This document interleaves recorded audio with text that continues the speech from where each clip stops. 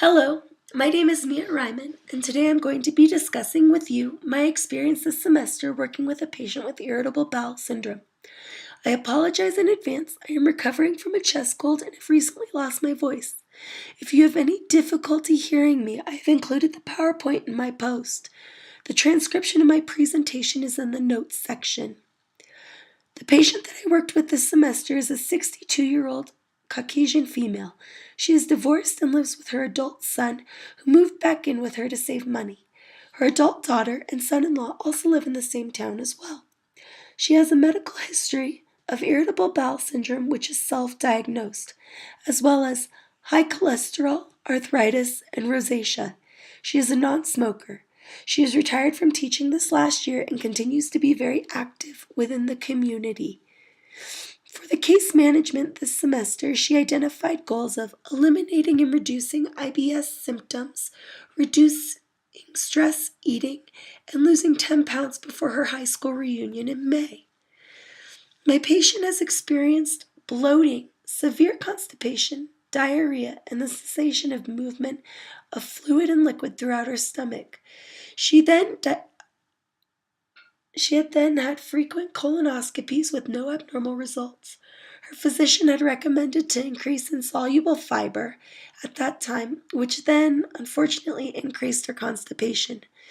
She had mentioned her experience to her friend, who then directed her to Heather's IBS website, which is helpforibs.com, where she then self-diagnosed herself with IBS. The self-diagnosis occurred about 20 years ago, but she reports that she had been having symptoms since high school. When she began looking at this website, she began to implement the different recommendations, which she uses until this day. Some of the interventions used are decreasing insoluble fiber and increasing Some of the interventions used were decreasing insoluble fiber and increasing soluble fiber. Taking peppermint capsules as needed, so before a big meal or if she was experiencing an exacerbation, and drinking peppermint and fennel tea frequently with meals and throughout the day. She also cooks her vegetables. She does not eat raw vegetables except for carrots, and she has fully eliminated cucumbers since those skins are really hard to digest. She also eats a lot of applesauce during the exacerbation. She really mentioned the brat diet, so bananas, rice, applesauce, and toast, which are supposed to be really easy on the system, or the GI system. And then she monitors her symptoms regularly. The implementations of these things then decreased her exacerbation. Currently, my patient is very well managed and experiences very few exacerbations. She is also very active with her IBS, and she teaches water aerobics and water yoga during the week. She hikes, snowshoes, and walks daily. And currently, her IBS has had very little impact on her life, except for watching what she eats and planning for stressful situations. So again, she's very well managed.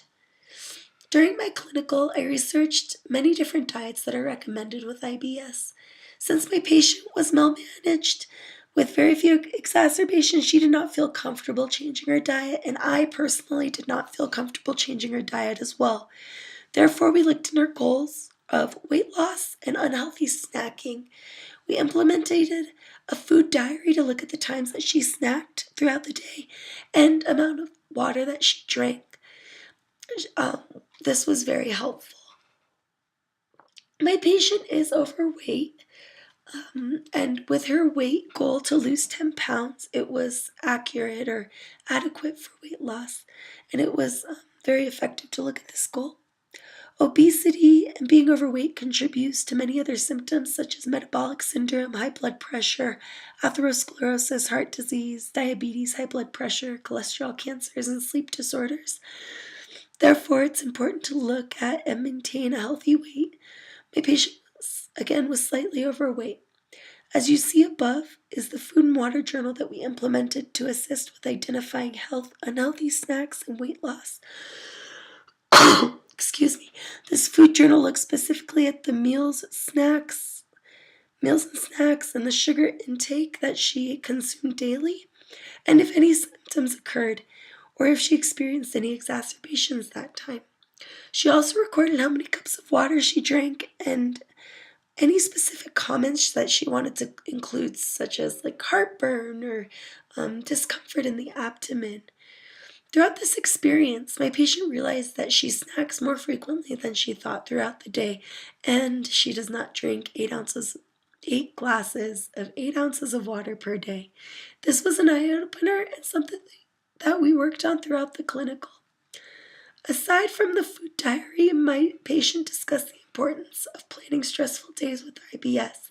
She discussed the importance of waking up early to use the bathroom before the event and knowing where the bathroom was during the stressful situation.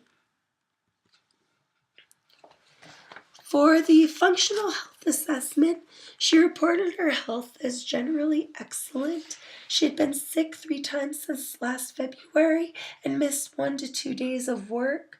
She reported that she drinks a lot of water, eats vegetables, fruit, and oatmeal daily to maintain her health.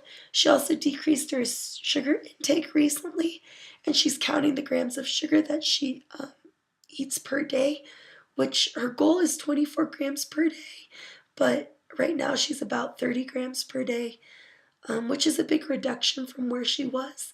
She does drink 1 glass of wine a night. She does not smoke cigarettes, does not do drugs. She also reported that she does not do self-breast exams, but she does go to the doctor once a year and gets a mammogram once a year. When asked if she felt like she was generally healthy, she answered yes, except for the little bit of weight that she was carrying and some of her bad eating choices. Nutritional wise, she always eats breakfast. She does snack throughout the day. She's a grazer. She does eat lunch and dinner. Generally, for dinner and lunch, she eats meat, veggies, and salads, and then oatmeal for breakfast. She says that she drinks about 64 ounces of water or tea per day, but unfortunately, throughout the food diary, we discovered that she does not. She reports a normal appetite. The only concerns that she has is that her skin is thin, it bruises easily, and bleeds easily. She denies any dental or bone loss. Elimination-wise, which was important for IBS, she reports that she has pretty normal bowel movements, but if she gets very nervous or anxious or uncomfortable emotionally, she has 4 to 5 per day, which are generally diarrhea. She denied any discomfort with constipation lately, and if she does experience constipation or an exacerbation, she will use a laxative or the smooth move tea or increase her prune juice.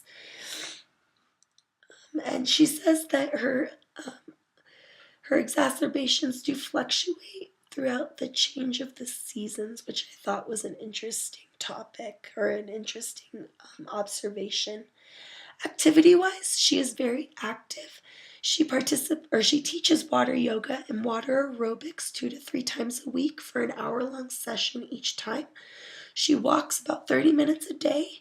She does yoga at home for 20 minutes a day and participates in a strong bones class, which is low-impact weightlifting for the older population. She reports healthy leisure activities such as reading, making latch hook rugs, snowshoeing, and hiking. She's independent on all of her ADLs, so feeding, bathing, toileting, all of that. She has full self-care. Cognition-wise, she reports no problems with that, no difficulty hearing, reading.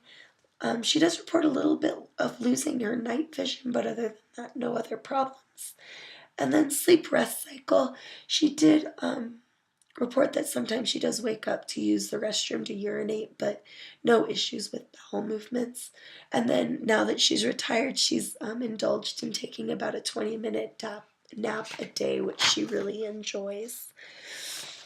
Self-perception. She says she generally feels good. She has good support from friends and family. She's retired and taking full advantage of that. She's traveling a lot and really enjoying retirement. She did report being divorced and living with her adult son, but she's reporting that she's handling it well and not feeling any problems with that. So she felt that that was generally okay. So overall, that was her functional health assessment. She's fully functional, again, independent, and managing her IBS well. So our plan for the weight loss and the increase in water intake was to continue the food log, in which she reported was helpful. She also wrote a reminder on her Cheez-Its, which was her snacking food of choice, to go and walk or drink water or eat a piece of fruit before snacking on the Cheez-Its, just to kind of give her a healthy habit to kind of replace eating Cheez-Its. Again, both of these reminders assisted with all the goals that we had set. My patient has a primary care provider who is aware of her self-diagnosis for IBS and fully supports it. Since my patient is well controlled and she does not change any of her self-management, the physician felt fully comfortable with supporting her and not changing any of the things that she was doing. I personally found it rather disappointing that she doesn't have more support within the medical community, such as a dietitian referral.